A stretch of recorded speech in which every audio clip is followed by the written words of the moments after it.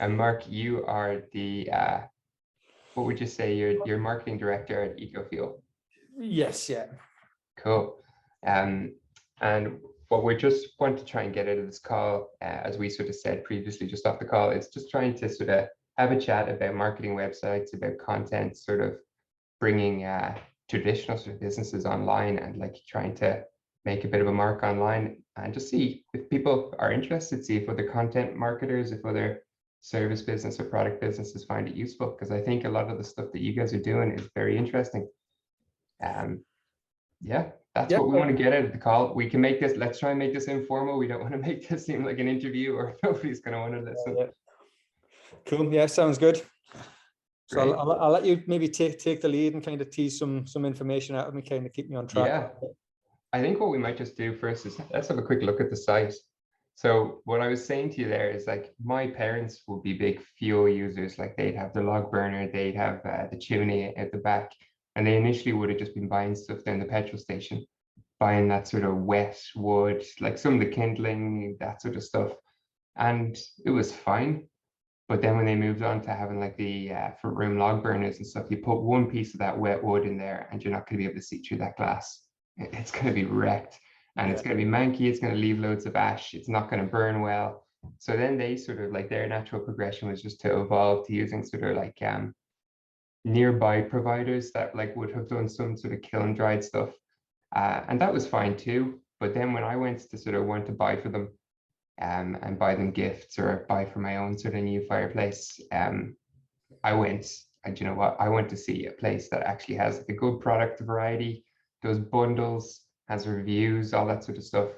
I can't actually remember how I found you guys. Like I think I probably just put in like log burner or something like that into Google, and then I landed here and like was immediately just like being hit with all the reviews that you have, the urgency widgets I was starting to see, and I was like, okay, this looks reputable. They look serious. There's an awful lot, like, you know, this is the sort of stuff I think you want to see. If you're just buying something from the petrol station, what is it? What quality are you getting? And like I've been looking at this through a consumer's eyes for the last while, and it was only once I started to really get into it and being like, the actual, like the flows here are quite nice. You know, like the product is always sort of in my focus, but I'm getting all of this extra information. Look at all this info, there's delivery information, there's rewards. I think I was drawn back because I had some eco coins. And I was like, oh God, I need to go spend all these eco coins. Well, I don't even know what they are, but I need to use them. And like I was a consumer, I wasn't even thinking about it with like my business hat on. So there's a lot going on here. And then when I looked into it, you know, it's a Shopify site behind the scenes, right? That's right. Yeah. We've been on Shopify since 2017. Cool. And there's a lot going on here. Like just in comparison, my own site, I think I have 10 different plugins showing up here, and you have plugins galore, 34 showing up.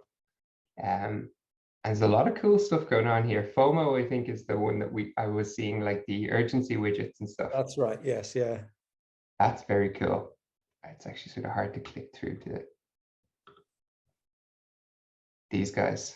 Yeah, it is. It's quite a good little tool. And I think you're right. You know, it's about having all of those kind of pieces of the trust element. I think trust is a thing that you need to build, especially to sell where you don't naturally have a connection.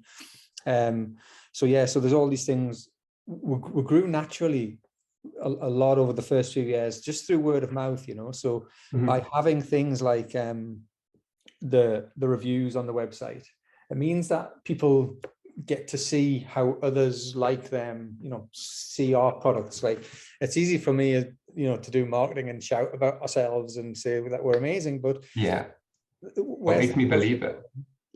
So we kind of step back and just let the customers kind of, you know, tell the story about the product and what their experience has been as well. And I think it's really useful because there's so many different kinds of fire and there's so many different you know, setups that people have. So, you know, like if you have a stove or an insert or an open fire or different kinds of barbecues, fire pits. So you get all these different aspects and all these different kind of takes. And so some people might come to the website and they're really, you know, I think one of our big, you know, key features is that we're like really leaning into sustainability. You know what I mean? It's in the company name. So Yeah. So we have people come here and they want to see the sustainability. There's others who are they might be price driven, you know, and they're just like kind of comparison shopping, or there's those who are very like analytical, like data nerds, you know, and they're kind of coming in and they're looking for like, okay, like what's the price and how much heat do I get out of this? And so by having, you know, all this user generated content, providing our reviews, it means that we've got people talking about all those different aspects as well. So we've got something kind of to cater to what everybody needs, you know.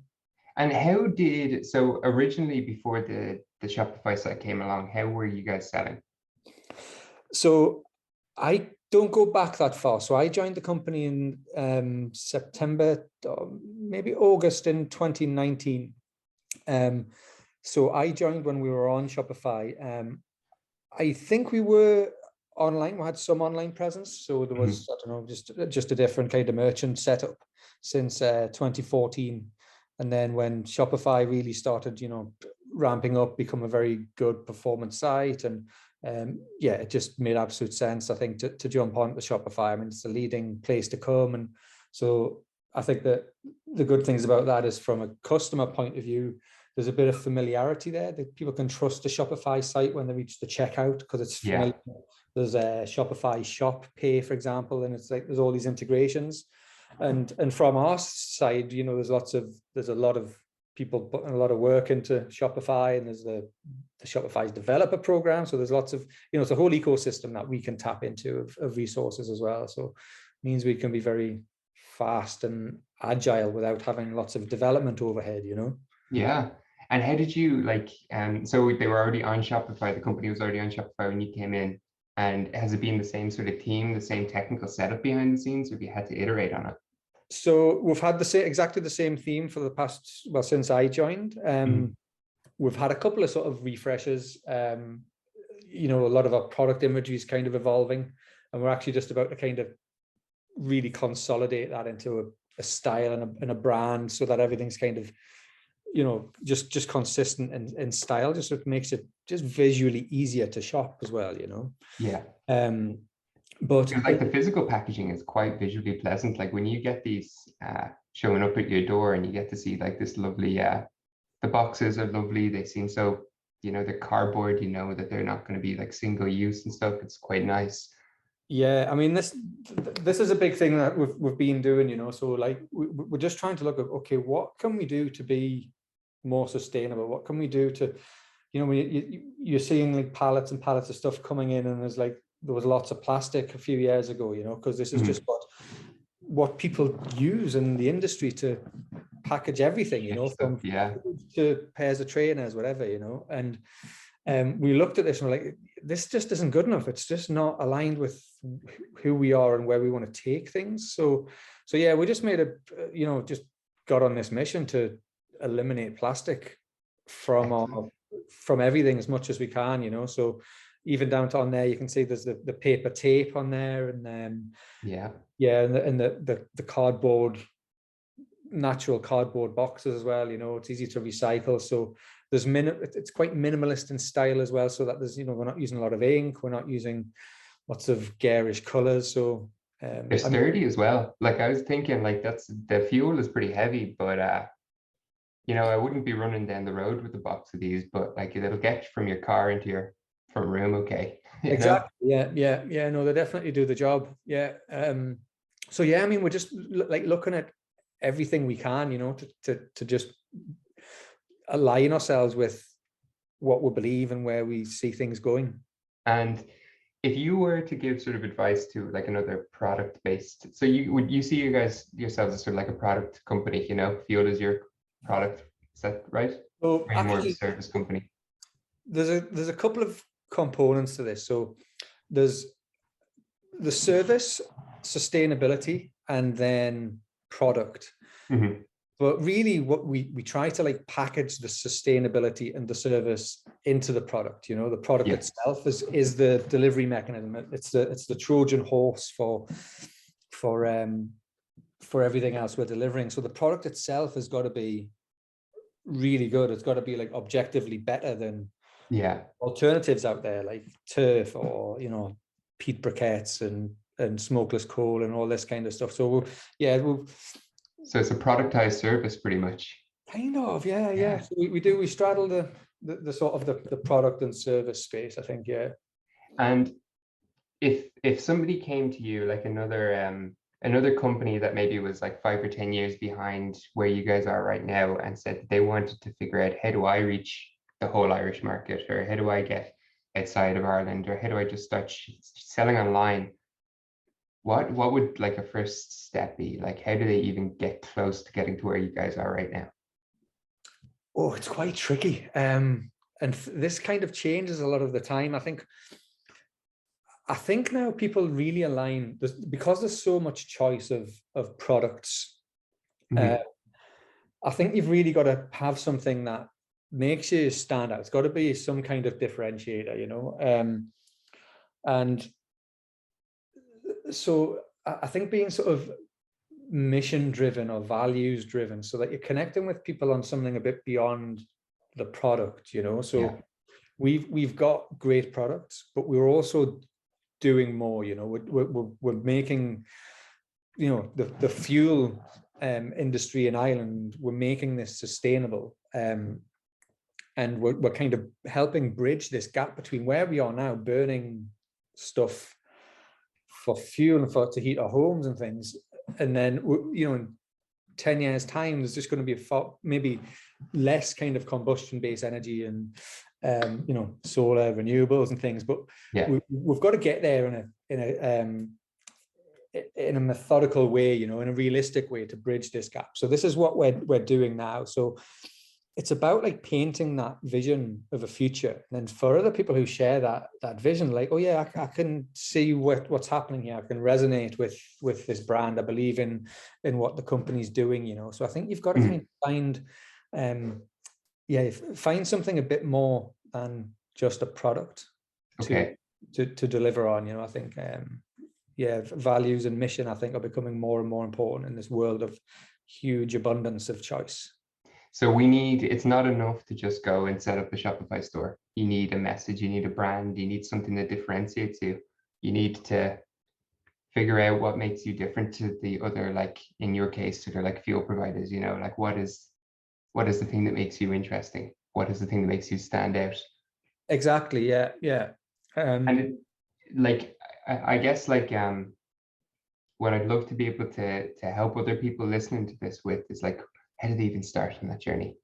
Like I've heard there's things like the business model canvas, there's that sort of things you can do to figure out, exactly how you want to get your business model and stuff to go around, but you need to figure out a USP or something that makes you different than just the other people. And sustainability, was that always at the heart of EcoFuels? Like, was it always EcoFuel, or was it fuel before? No, it was always EcoFuel. For a brief spell, I think we sold peat briquettes, and we did kind of just, at that stage we saw ourselves more as a kind of a fuel provider. Yeah. And so we did dabble with these other products, but yeah, I think we only lasted a season or so, and then we just like leaned really into the sustainability. It's just like, this isn't really what we want to be delivering. Yeah. We want to take the future in a different direction. Interesting. I think if I was to start another business tomorrow, like I think one of the first things I think the first thing actually I hear a lot of sort of founders say is that you need to first understand your go-to-market strategy. Before you make a product, before you make a website, before you derive your brand or anything like that, you need to figure out, how do I actually get this in front of people? Or how do I know that there's a market of people that even care about it to begin with? Like for you, for example, like, do you ship overseas, or is it mainly Irish? It's just Irish at the moment. Yeah. Yeah. We're looking to move into the UK, but that's in the future. But even if you were to take things back, you'd need to figure out, my go-to-market, it wouldn't make sense if you targeted like Central Europe as your initial market. Wouldn't make sense because shipping costs, and it's not where you're based, it's not who you know, and that sort of stuff. So you figure out, okay, Ireland is what I care about. Let's look at the rest of the market. Okay, there's a lot of fuel providers out there. What is it we do differently, or how is it we get in front of people differently? And even hearing what you're sort of saying about the briquette sort of thing, or the the thing you were talking about previously is that like you might try, but you'll realize that you're just fighting everyone else on an even playing field without any differentiator. Yeah, I think that's the thing in terms of that competition space. We were talking about this very recently, so who are we competing against? And, we're not competing against fuel yards, so these traditional fuel yards, or we're just, that's a whole space where it's all the products are commodified. There's no differentiation whatsoever, and everyone's just trying to sell at the lowest price because that's what the market's looking for there. And what we're doing is, we're stepping out of that competition, because it's a competition you don't want to win. You Race don't to the bottom sort of thing, isn't it? Yeah, exactly. So, so we're doing things differently. We're changing our supply chain. We're changing our packaging. We're making things more sustainable. We're looking towards electric vehicles. We are, we're doing research with labs. We've teamed up with like NUI Galway and UCD to do some lab tests with the chemistry department. So we're really digging deeper into our products to understand really where our differentiation is on a deep level, so we're doing a lot more. We're planting trees. We just tried this over the Black Friday Cyber Monday weekend. We were like, we don't want to play this discount game. We'll just plant trees for every order instead, and that worked out really well. So there's over 500 trees are going to be planted soon.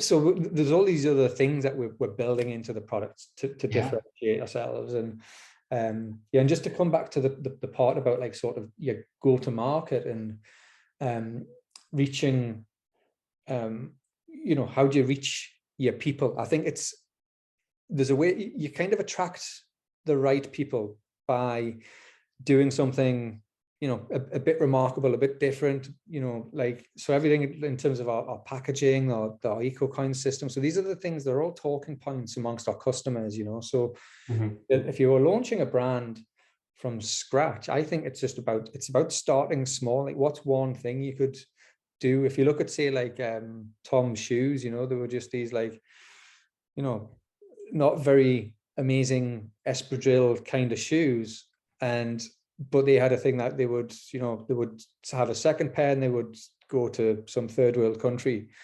So it's just starting with something very small and having a story attached to it, so that then that story, it just attracts the right people, so with us, we're trying to attract people who are sustainably minded, who are, they care about quality, they care about the environment, they care about, having great service. So it's, you know what it's like often when you're trying to wait in for a delivery or something and you've no idea when it's going to come. And people are, it's kind of different now when people are working from home, but you're trying to be, it's hard for a lot of people to be at home during a particular half a day or something waiting for delivery. Waiting for something.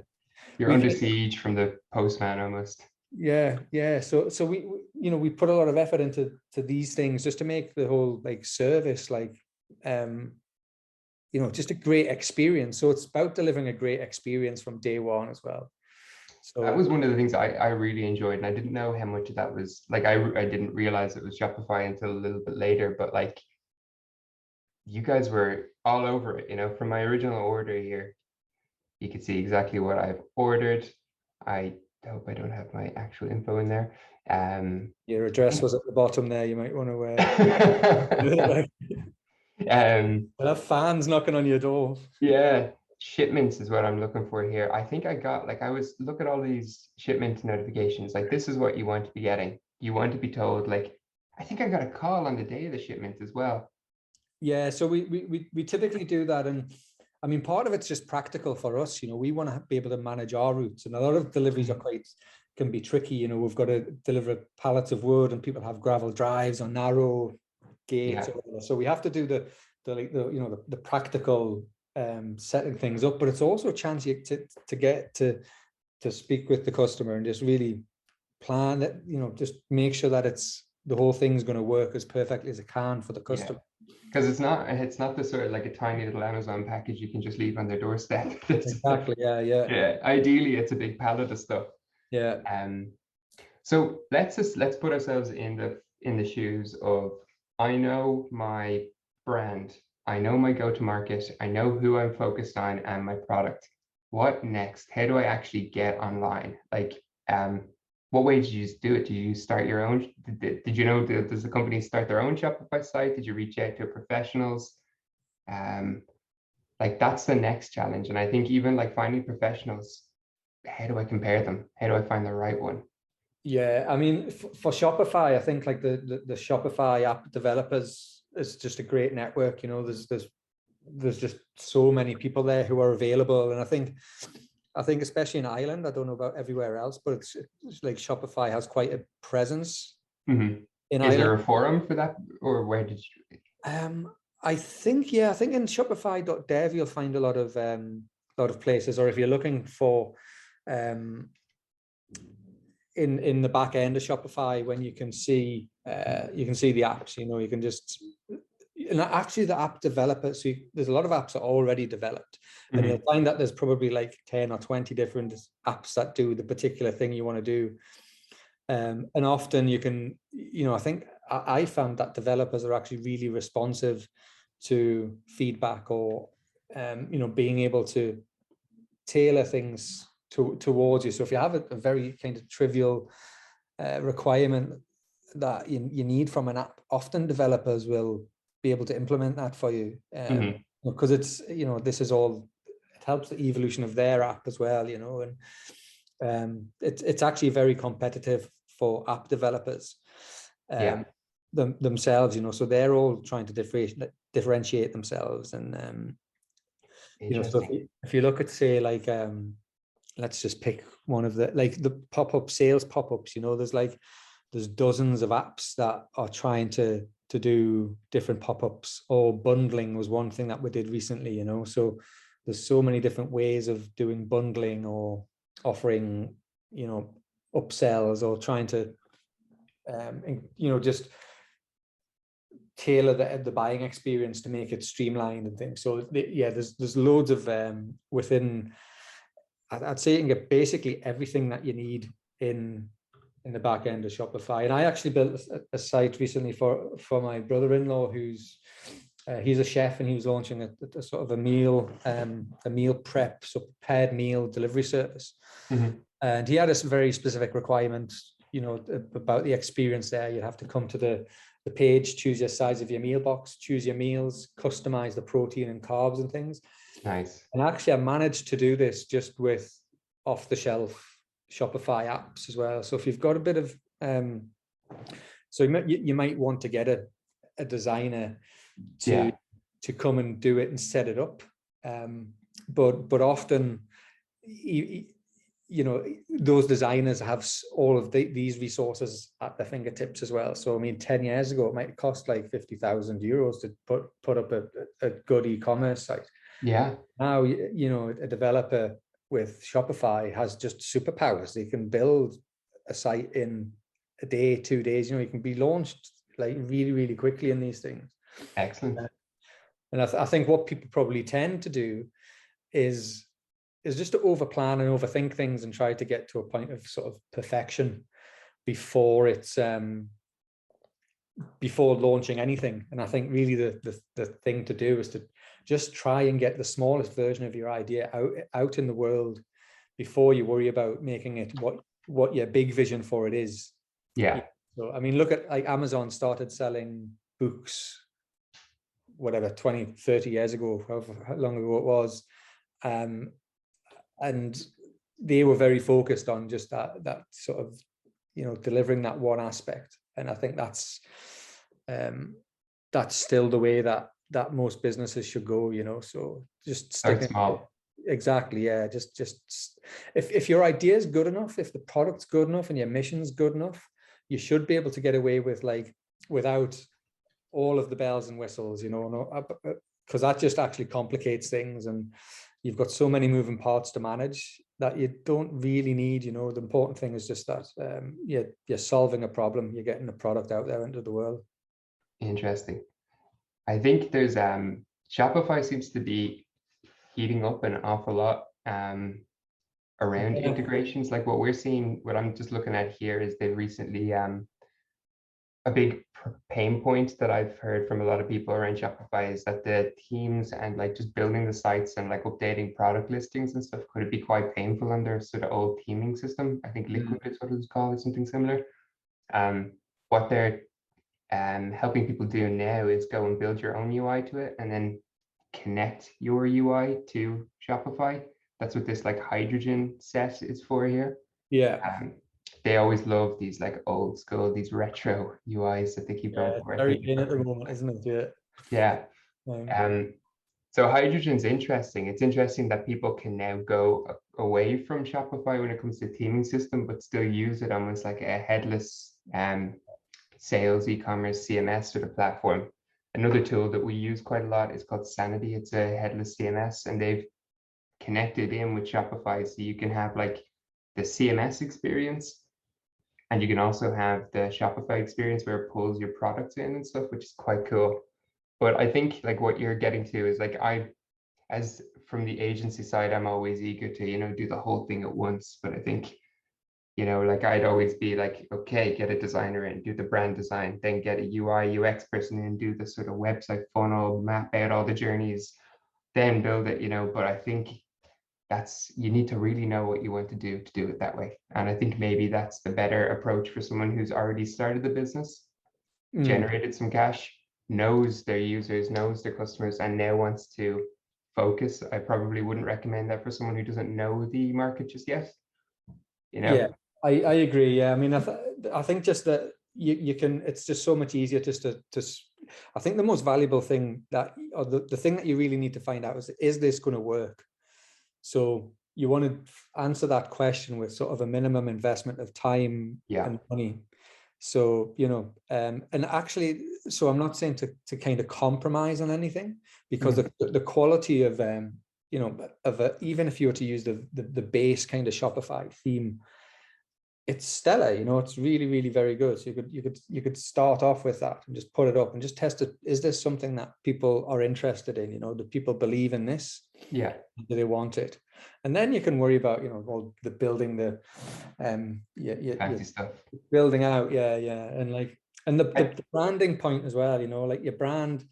I think often people think it's your visual identity and how you look and a logo and all that stuff, and that comes into it. But your brand's more about like who you are and what you do. It's how people talk about you. It's how people experience you in the world as well. So there's a lot more. People can experience you without having such a a polished brand identity. And again, if you look at like early versions of any big website like Amazon or Google or whatever you pick, Airbnb, Facebook, all the first versions are kind of ugly, but they had something that was, important for people to get their hands on. So that was the important thing about those, I think one of the things that I always try, like in the sort of agency world, people come to me an awful lot, like with raw ideas that they might not have market tested it yet. And I find it becomes a little bit of the dragon's den, where I have to look at them and sort of think, almost from like an investor point of view, it's like, would I sort of, because I want to work on companies that are going to be good portfolio pieces, that are going to succeed, and that at the end of it, you give them their app or their website and they actually start generating value. So when somebody comes to you with like Facebook for cats, you have to sort of say, not many cats on Facebook, well, there is a lot of cats on Facebook, but not many using Facebook. Yeah. But you sort of have to, like, what I find with many of them is I'm trying to sort of push them, okay, maybe you don't need the app to MVP your idea. If your idea is to make like a two-sided marketplace for something, go set up like a little group on Facebook and start trying to sell it there, or try and use one of these off-the-shelf marketplaces or something like that. Do that for 6 months, get VAT registered, get a little bit of cash going through your business, prove that you can actually do it, then spend all the money. Don't go and do it all at once and then open the doors on day one with the big reveal and all the lights. There's nobody in the queue. Yeah. And another thing, you mentioned earlier on the kind of the business model canvas, or there's a few versions like the lean canvas and stuff. All of that stuff, yeah. They've all got like sort of between 8 and 11 or something kind of boxes, and people talk about like product market fit and founder market fit, and really if you've got each of those 8 or 11 boxes has got to fit together as well. Yeah. So it's about when you're starting smaller, you get to evolve each of those bits in a kind of a cohesive way, as opposed to trying to like be a master architect of it all and trying Yeah. these 11 pieces and to get them to tessellate, you know, and it's over complex as well. So I think that like the really hard part is actually just doing the business part, you know, and like if you can prove that you can do that and you can put some process around it, like the website or the app might just be improving your process or be a face on top of it, but it's not necessarily going to radically change the way you do business. yeah. One of the things that I've spent a lot of time doing recently is there's this great idea. I can't remember who it was that said it, but like people go to like Homebase or B&Q or any of these places because they want a hole in a wall. They don't want a 12 drill bit. Yeah. You know, so like when I'm looking at my own site, or even when like you probably look at your own product, you know, people want a comfy front room, they want a nice atmosphere, they want sort of like heat. That's what they want. They don't necessarily want a briquette of a certain size, of a certain like type of wood. They just want the experience that it gives them. So like you have to just keep paring it back and paring it back. So like when I'm thinking about websites and stuff, it's not that they want a CMS that connects to blah, that has the plugins of this, you know, it's that they want to get close to the customer and tell them, this is a product I have, here's a special I have, here's how you use it to make your life easier, that sort of thing. I think that whole thing of just sort of cutting it, the cruff a little bit and just thinking about the raw, what is the raw customer problem? Exactly. Yeah.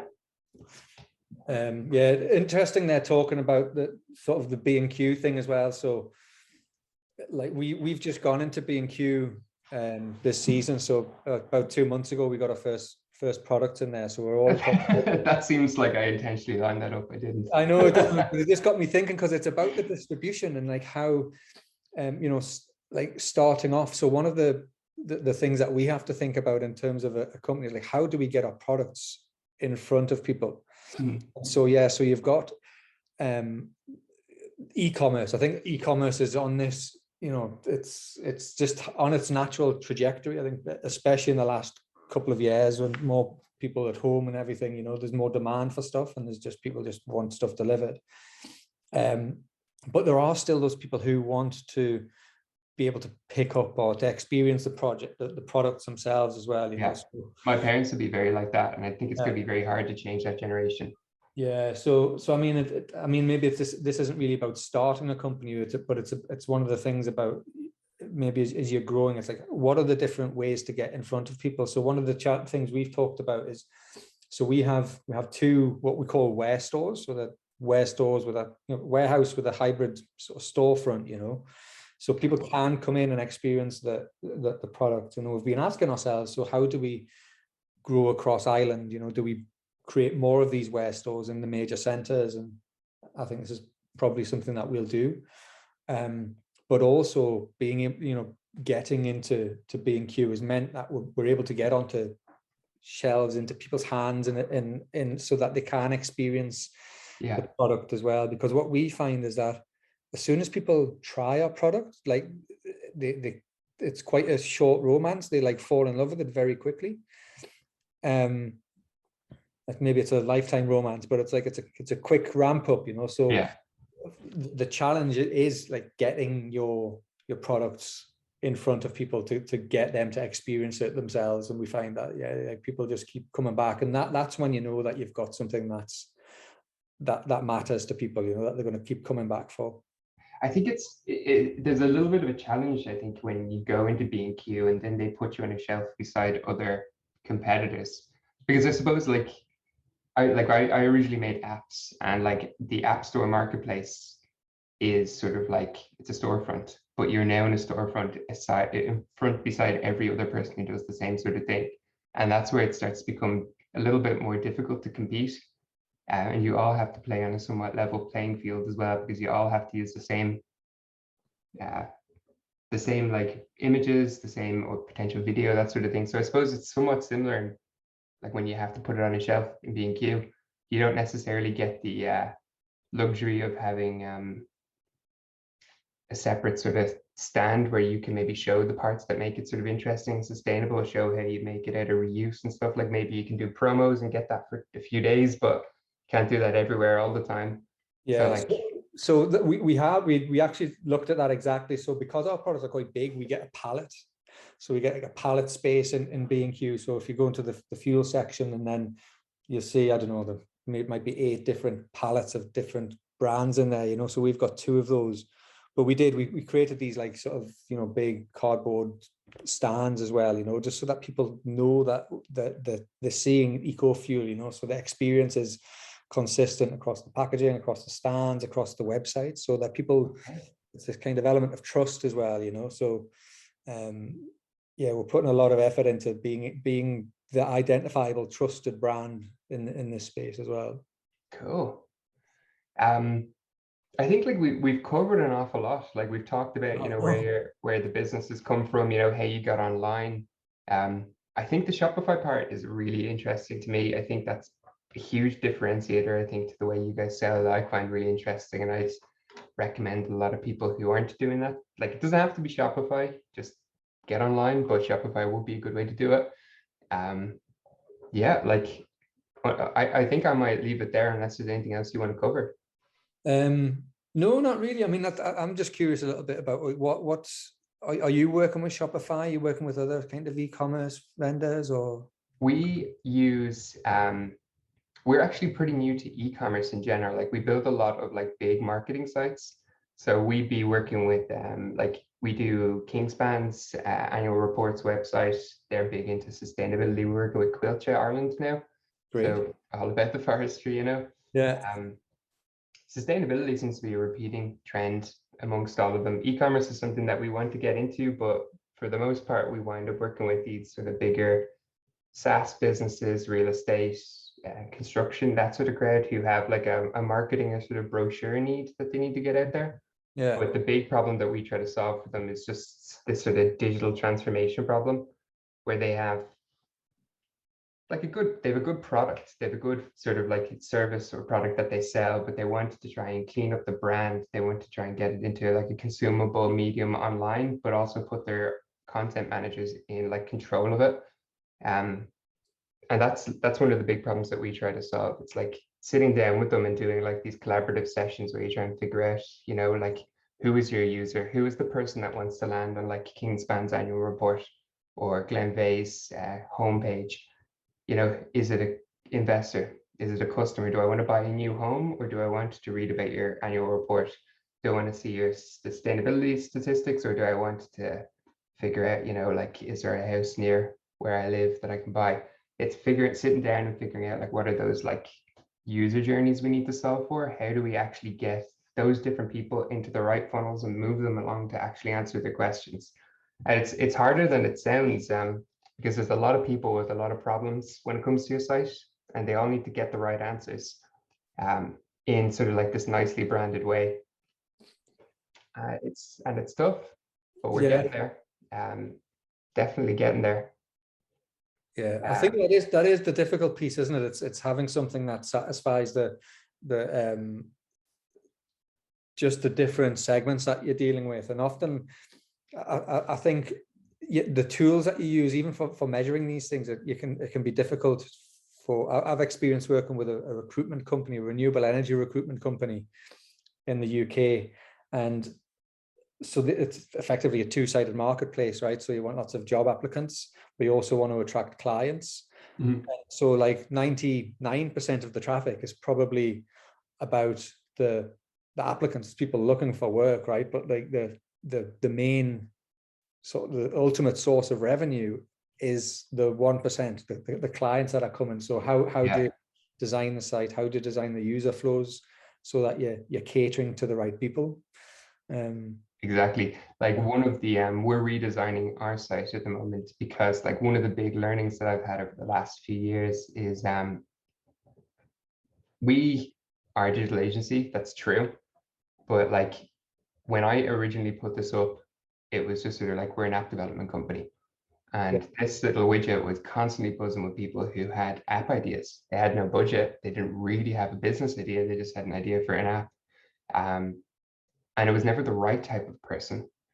And the big problem that I had was just that, like, we say so much to no one in particular that, like, it's essentially pointless. Like, uh, the big problem that I'm trying to sort of nail down in is, like, we need to figure out, and this is similar to like the go-to-market problem that we had at the start. It's like, who is our niche? How do we talk to that niche? How do we answer the questions of the people who actually need their questions answered? So, like, how would someone even get here? A lot of people, and even like I've been guilty of this, think that the homepage is people's entry into the site. And it very rarely is, like I probably found your site by searching, like fuel bundles or something like that, or like log burner bundles. And I probably wound up going into a particular product. So I would have wound up on a landing page inside the site, and maybe I would have wound up on the homepage eventually. But it's a sort of error in thinking, just because that's the way we think logically. We think about sitemaps and trees, and we think from the top downwards. But the way I intend to sort of redo this now is to focus on industries. So, like, what have we done for real estate? And we talk about Glenveigh. We talk about how it's what we do that's unique to them that makes it easier for them to sell houses.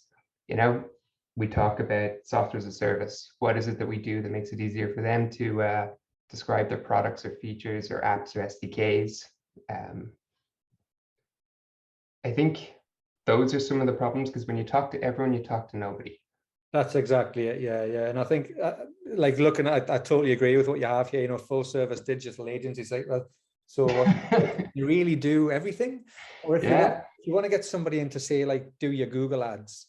Yeah. So I'd be more likely to find somebody who specializes in Google ads, and I know that they work on it 24 hours or 8 or 10 hours a day, whereas I know that you don't. You might have somebody on the team that that does, but I think you're more likely to go towards the niche expert for each kind of area. So yeah, I think it's the challenge. Yeah, and I think like one of the things I want to nail down is, so figure out the target industries, figure out the personas that you're sort of targeting within that. So for example, like people like yourself, like head of marketing, sort of head of sales, those would be the people that would usually be like decision makers when it comes to like redoing a marketing website.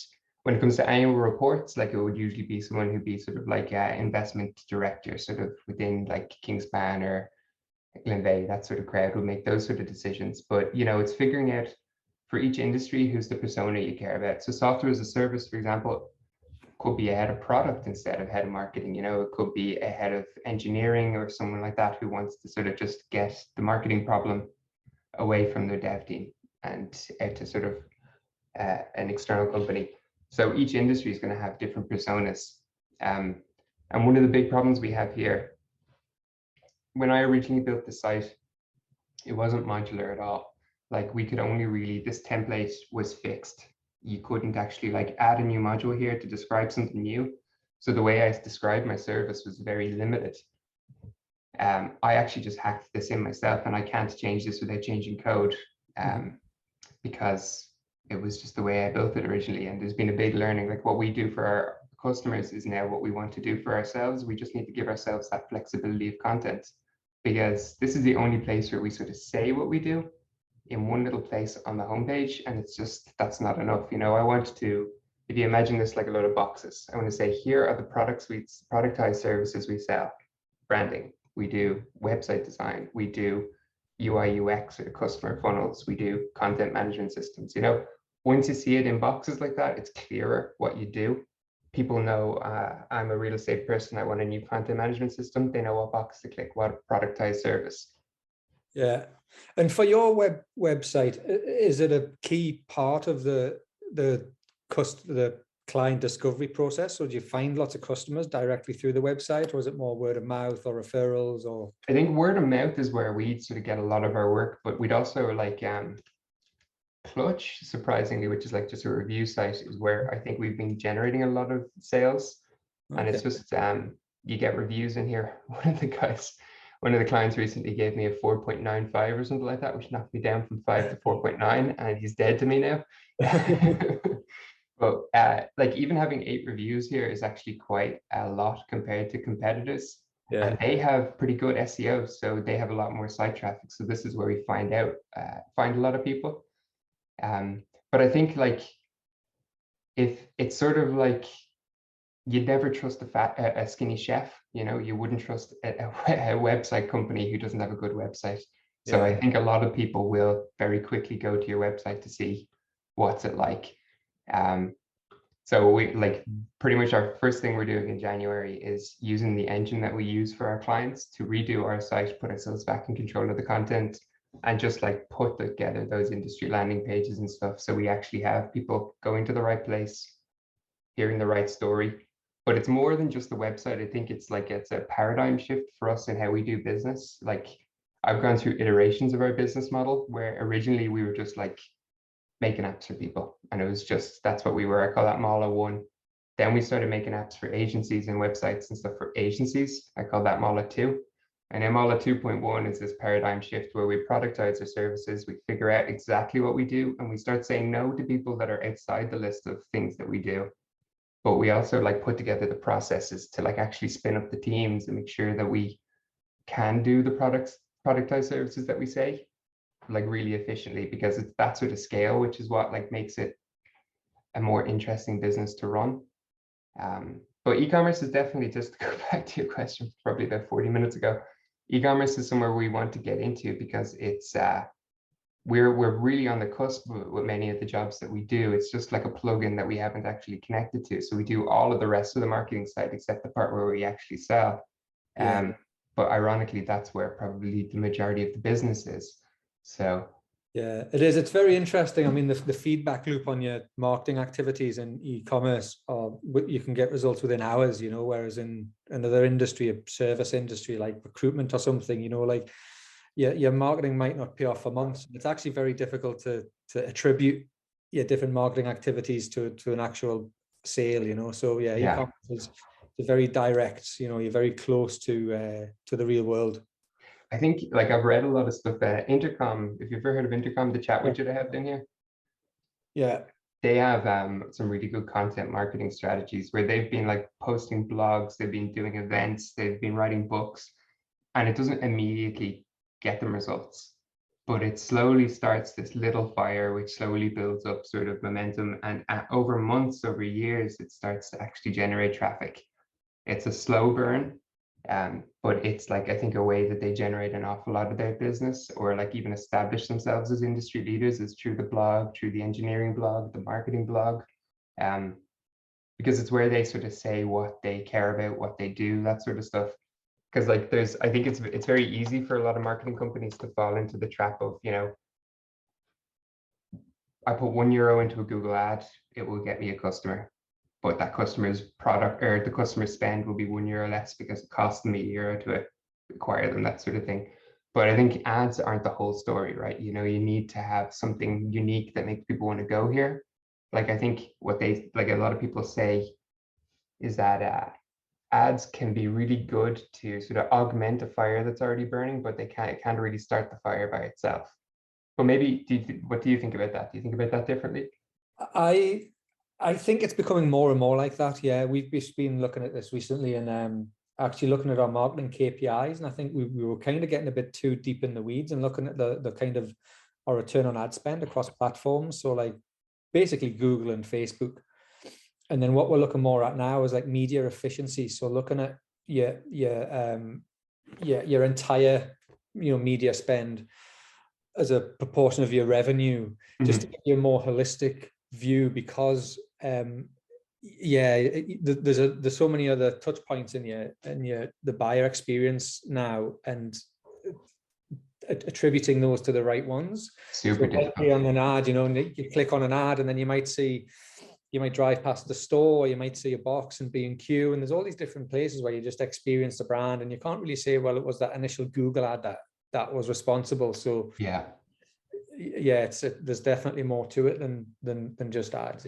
I think attributing incorrectly is almost more damaging to like those sort of KPIs than not attributing at all. You know, if you say that somebody who actually went and bought because they saw it in B&Q but didn't have their wallet on them, went and bought it on your website next, and then you go, oh, he's a website visitor, he definitely decided to buy it there. you know, it just gives you a false metric, right? Exactly. Yeah. So you need to kind of step back. I mean, but at the same time, like ads are super powerful because they're so quick, you know. So if you look at, like, say, comparing Google ads to SEO, for example, you know, like if you want to do SEO at some scale, you're probably better off investing in a Google ad. Just test your keywords, just test that your content, your landing pages are working, and you can get this data. It just accelerates everything. And if you find, okay, this keyword that I was thinking of isn't the one, but there's, you know, something close to it, this is going to go places, and then that's what you focus your SEO on. So you get quick results with ads, and then you can focus on your own, you know, your owned media and your blog and other things for down the line. So, but listen, I think we've just rambled for about another 30 minutes or so. I think it's good. Covered a lot of good stuff. I'm loving this conversation, but yeah, maybe we should wrap up and pick up another time. Yeah, I look forward to talking to you again. It's been cool. Lovely. It's been lovely to talk to you, Mark. Have a great day. You too. See you later. Cheers. Bye bye.